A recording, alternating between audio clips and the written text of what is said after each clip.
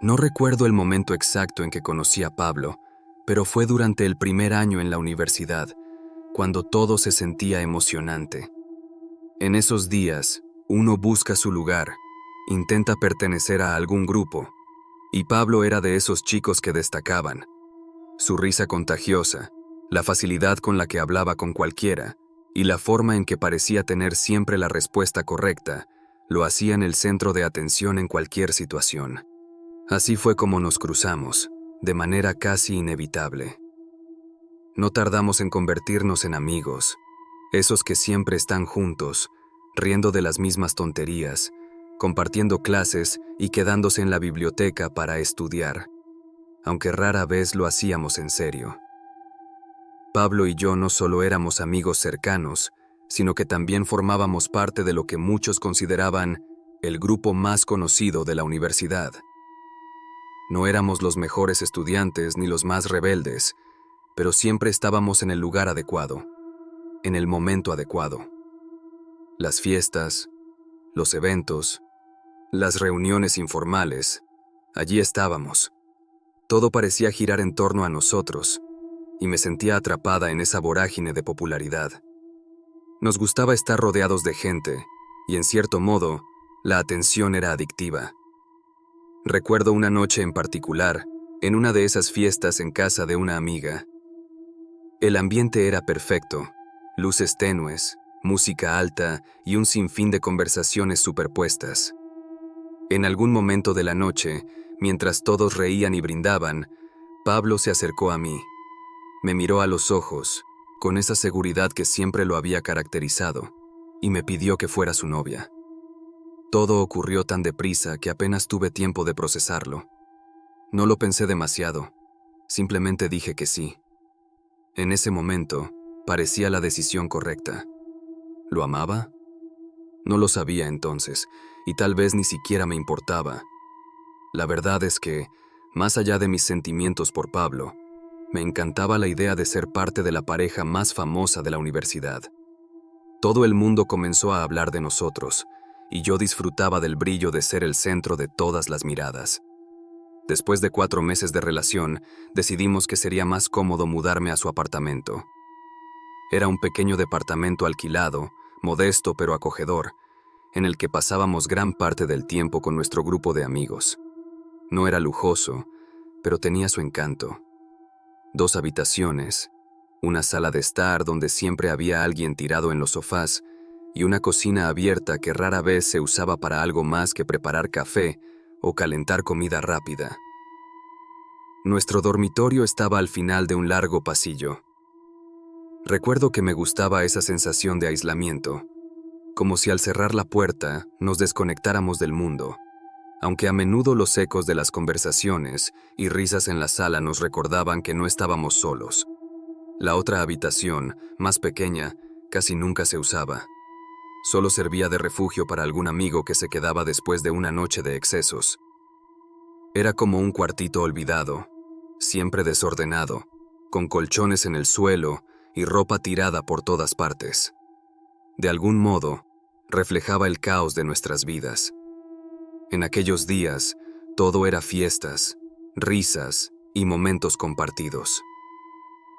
La relación con Pablo se sentía más como una extensión de ese ambiente, algo casi automático, sin demasiada reflexión de mi parte. Mirando hacia atrás, me doy cuenta de que nunca me detuve a cuestionar si realmente estaba enamorada o si simplemente me dejé llevar por el torbellino de la universidad y la necesidad de ser aceptada. Pero, en ese momento, todo parecía estar en su lugar, incluso cuando las cosas empezaron a cambiar de manera sutil, casi imperceptible, hasta llegar al punto en que nuestras vidas se tornaron mucho más oscuras de lo que jamás hubiera imaginado. Pablo siempre había sido un alma libre, un amante del caos en su forma más pura. Las fiestas, el alcohol y las noches largas eran su alimento diario. Era casi como si no pudiera sobrevivir sin el bullicio constante, las carcajadas de fondo y la música rebotando en las paredes. Casi todas las noches, después de varias rondas de tragos, se desplomaba en la cama sin siquiera quitarse los zapatos. Yo, por otro lado, A pesar de haberme acostumbrado a ese estilo de vida, no compartía la misma necesidad de escapar del silencio. Esa noche en particular, el aire en el apartamento estaba cargado de la energía residual de una de nuestras habituales reuniones. La casa seguía oliendo a cerveza derramada y cigarrillos, aunque ya todos nuestros amigos se habían ido, dejando solo el eco de su presencia. Cuando finalmente cerré la puerta tras la última persona, la calma se apoderó del lugar. Recogí los vasos y botellas vacías y me detuve un momento en la sala, observando la pila de ropa desordenada y los sofás gastados por el uso. Esa casa era nuestro refugio, pero también reflejaba el desorden de nuestras vidas, especialmente la de Pablo. Mientras caminaba por el pasillo hacia nuestra habitación, el silencio se volvió casi insoportable. Después de tantas horas de ruido, la quietud me hizo sentir que algo no estaba bien. Justo antes de llegar, escuché un sonido extraño, un gemido ahogado que venía desde dentro. Me detuve por un segundo, preguntándome si había sido mi imaginación. Pero el ruido se repitió, esta vez más fuerte, y mi corazón comenzó a latir con fuerza. Empujé la puerta con urgencia, pensando que Pablo estaba enfermo o quizás se había atragantado con algo mientras dormía. Lo que vi en ese instante me paralizó de terror. Pablo estaba tendido en la cama, completamente rígido, con los ojos abiertos de par en par. Parecía consciente, pero incapaz de moverse. Sus ojos no me miraban a mí, sino a la esquina de la habitación, como si algo estuviera allí, algo que yo no podía ver. Su cuerpo, que siempre había sido tan lleno de vida y movimiento, estaba inmóvil, atrapado en algún tipo de prisión invisible. Verme entrar en la habitación cambió algo en él. Su mirada, antes fija en esa esquina aterradora, se desplazó hacia mí, y lo que vi en sus ojos me dejó helada. Era puro pánico, una clase de miedo que nunca había visto en él. En ese momento supe que algo iba muy mal, algo más allá de cualquier resaca o efecto del alcohol.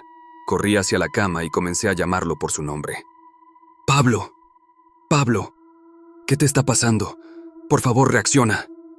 Le grité, sacudiéndolo con fuerza. Pero su cuerpo no respondía, ni siquiera sus párpados parpadeaban. Era como si estuviera atrapado en su propio cuerpo. Mi desesperación creció, y ya no sabía qué hacer. Saqué mi teléfono y empecé a marcar el número de uno de nuestros amigos, cuando de repente, Pablo dio un gran jadeo, como si hubiera salido de debajo del agua. Se incorporó bruscamente en la cama, como si algo invisible lo hubiera soltado de golpe. Su respiración era errática y el sudor le caía por la frente. Su cuerpo temblaba, como si acabara de despertar de una pesadilla que aún no había terminado. «Dios mío, Pablo, ¿estás bien? ¿Qué demonios fue eso?», le pregunté, tratando de mantener la calma, mientras sentía que mi propio corazón estaba a punto de salir de mi pecho. Él no respondió de inmediato, solo murmuró, «Agua, dame agua», con una voz tan débil que apenas lo escuché. Rápidamente fui a la cocina y llené un vaso con agua. Cuando regresé, se lo bebió en un solo trago, y poco a poco su respiración comenzó a normalizarse. Se quedó unos minutos en silencio, mirando hacia la nada, como si intentara procesar lo que acababa de suceder. Luego, se levantó con dificultad y fue al baño. Lo oí abrir el grifo y salpicar agua sobre su rostro. Cuando volvió a la cama, me senté a su lado, preocupada y confusa. «¿Qué pasó, Pablo? Nunca te había visto así. Deberíamos ir al hospital. Algo no está bien», le dije, todavía temblando. Pero él, siempre tan reacio a admitir debilidad, negó con la cabeza. «Estoy bien», me aseguró, aunque no lo parecía en absoluto. Fue parálisis del sueño. Hace mucho que no me pasaba algo así, pero no es nada grave. «¿Parálisis del sueño?», pregunté, tratando de recordar lo poco que sabía sobre eso. Pero, ¿por qué estabas mirando hacia la esquina? ¿Qué viste ahí? Pablo hizo una pausa antes de responder, sus ojos volviendo a llenarse de una sombra de miedo. La gente alucina cuando tiene parálisis del sueño. Te juro que no es nada. Solo mi mente jugándome una mala pasada, me dijo, tratando de sonreír para calmarme. Pero algo en su voz no me convenció, como si él mismo no creyera del todo en lo que estaba diciendo. Esa noche intenté dormir, pero las imágenes de lo que había ocurrido me mantenían despierta. La mirada de pánico de Pablo seguía persiguiéndome, y aunque él intentaba restarle importancia, algo dentro de mí sabía que esto no era solo una simple alucinación. Fue la primera señal de que nuestra vida estaba a punto de cambiar, y de una manera que ninguno de los dos estaba preparado para enfrentar. Sentir miedo es una cosa, estar atrapada en él es otra muy distinta. Esa noche, sentí como si la realidad misma hubiera conspirado para hacerme vivir la peor de las pesadillas. Lo que empezó como una serie de eventos extraños, pronto se transformó en un terror paralizante, uno del que no podía despertar, no importaba cuánto lo intentara. Recuerdo haber cerrado la puerta de la habitación de invitados tras de mí, buscando refugio después de una fuerte pelea con Pablo. Esa discusión había sido el punto culminante de semanas de tensión acumulada, de noches sin descanso, de palabras que ya no podían ser retiradas. Pero lo que pasó esa noche no tenía nada que ver con nuestros problemas habituales. Mientras caía rendida sobre la cama, lo último que esperaba era que algo mucho más siniestro estuviera acechando en la oscuridad. Desperté en medio de la noche con una sensación de incomodidad que me recorrió la espalda, fría como el hielo. Las cortinas de la habitación ondeaban ligeramente por una brisa que no debería haber estado ahí. Fue en ese momento que me di cuenta de que la puerta de la habitación, que estaba segura de haber cerrado con llave, estaba completamente abierta. El pasillo más allá se extendía como una garganta oscura que parecía llamarme. Una sensación de alerta recorrió todo mi cuerpo, pero cuando intenté moverme para cerrarla, descubrí que no podía hacerlo. Estaba completamente inmovilizada. Al principio, traté de calmarme. Me dije que era solo un mal sueño, que esto era algo que simplemente tenía que superar. Pero entonces lo escuché. El sonido suave, rítmico, de pasos que se acercaban desde el pasillo. Lentamente, con un ritmo que hizo que mi corazón empezara a latir a un compás mucho más rápido.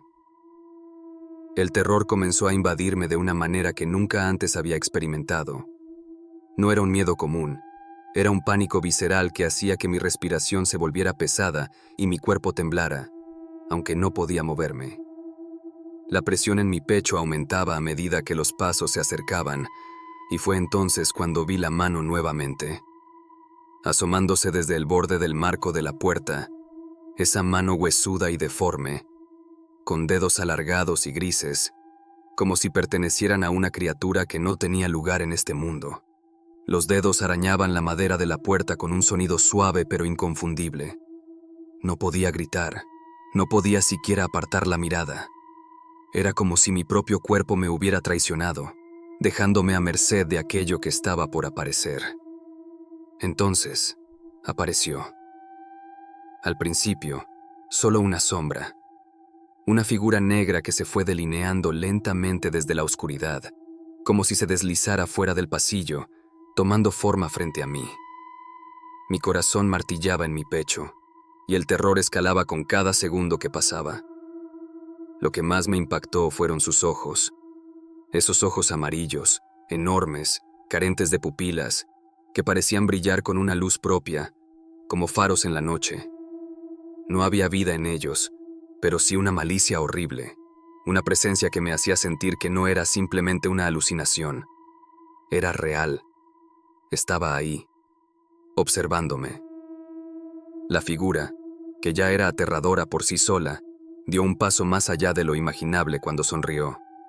Sus labios se curvaron de una manera grotesca, revelando dientes podridos, cubiertos de una sangre oscura y seca.